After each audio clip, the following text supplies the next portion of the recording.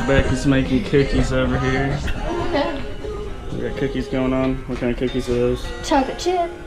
The only kind. You like your bone, Friday? Do you like your bone? Yes. Yes, you do. There's the two cats right there. They're just busy hating everybody. Let's see what the kids are doing here. Ooh, look at these little kids. Whoa. What did you name it? Buddy. Buddy? Uh-huh. What did you name your stuff, Shiloh? I named it Sugar Cube. I named it Molly. I already named this doll. Her name is Spinky. This is Huddly. This is Spinky. This is Very nice. This one's a kind of horse and a doll. Oh yeah? You guys are awesome. Hey guys, just giving y'all a little life update here. We're sitting here filming. This is Christmas Eve right now. My wife's actually baking cookies right now to take to the local fire department. So I know it's been a little while since you've seen a video posted. I've actually been in school, just finished up the semester, so I'm on break now and actually have a chance to do some filming and stuff. And on top of that, my daughter has actually been having some health problems lately. So if you guys would keep her in your prayers, that would be great. But we got some fun fishing trips coming up. I think Cody, Bass Balloons, and I are going to get out here next week and see if we can catch some fish. But the few times that I have been out, I've been having some good success on this guy right here. I don't know if y'all can see that. That's a Mega Bass Vision 110 Plus 1. It's just there. You can look at that bill and see it's a little deeper diver version. I think it only runs, it's a deeper diver version, but I think it only runs to about 6 feet or so. But the fish really like that. They seem to be really keying in on that. I've been catching good numbers. Last time I was out would be, I think that was Tuesday of this past week, so not too long ago. And the water temps were in the mid-40s in the creeks, and they were in kind of the upper 40s to even almost 50 on the main river, kind of near the creek mouths. And the fish were really keen in on a jerk bait on a really not even that long of a pause, like a 4-second pause seemed to be what they really wanted.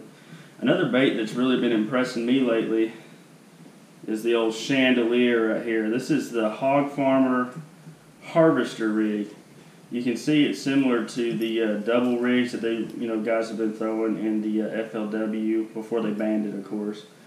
But it's got a ton of blades on this thing, and then I've been running these Saudi custom tackle. This is a custom color. It looks kind of like a Kitech that they make for me here, and those fish cannot lay off that thing. Like a lot of guys, you can see I use a light wire hook that really is just a shaky head right there with a light wire hook. That way I can bend it out of the trees and stuff. But one thing that's amazing about these Hog Farmer rigs, if y'all look right there, it's really heavy duty hardware. The wiring, everything is heavy duty, really high quality swivels and stuff. You don't have to worry about changing that out. A lot of these other rigs that I've been using, and a lot of expensive rigs really, I've had to change out hardware or had problems with hardware failing.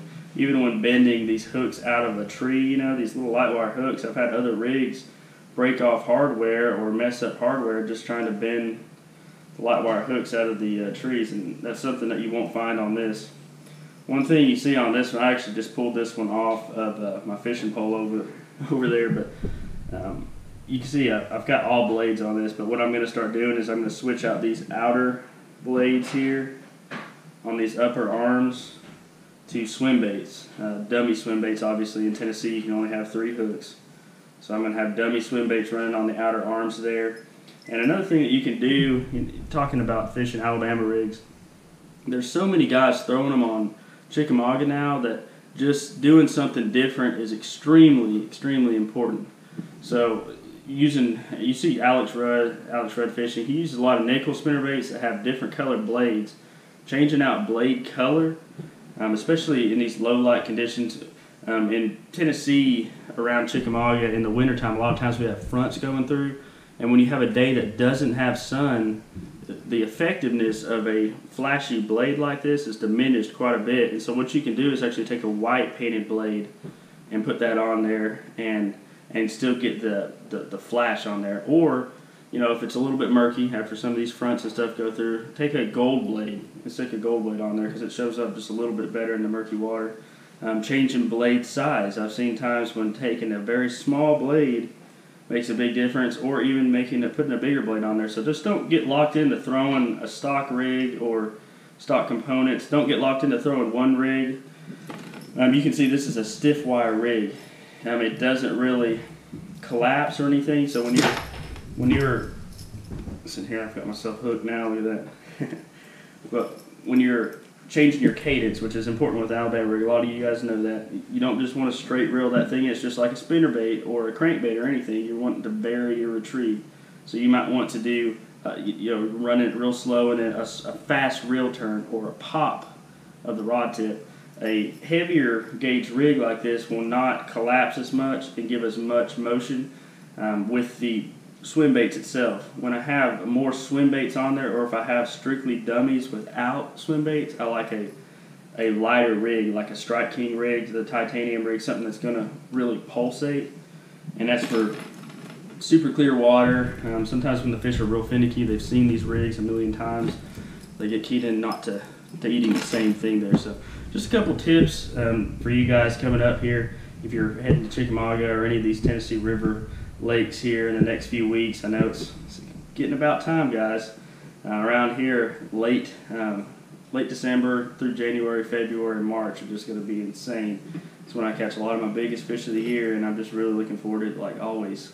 But these are some good tips for you.